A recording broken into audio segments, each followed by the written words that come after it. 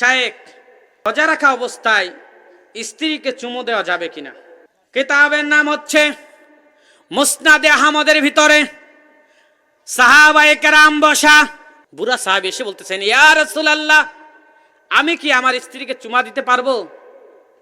আল্লাহ রাসূল বলছেন, পারবো, যাও। এরপরে সেই মজলিসে আরেকজন যুবক আসছে। কি আসছে? যুবক আসছে। আসে বলতেছে, ইয়া রাসূলুল্লাহ, আমি কি আমার স্ত্রীকে রোজা রেখে চুমা দিতে পারবো? আল্লাহ রাসূল বলেন, না। তখন সাহাবায়ে কেরাম বলতেছেন, ইয়া রাসূলুল্লাহ, এখনই বললেন আপনি চুমা দেওয়া যাবে, আর এখনই বললেন যাবে না, কারণটা কি? আল্লাহ রাসূল বলছেন, এখানে সমাধান হচ্ছেন, যেহেতু বুড়া বেটার কথা বলছে, বুড়া মানুষের শাহওয়াত কম থাকে, উত্তেজনা কম থাকে, এজন্য যদি চুমা দেয় দিতে পারবে। এজন্য আল্লাহ রাসূল বলছেন কি, বৃদ্ধ মানুষকে বলছে চুমা দেওয়া যাবে।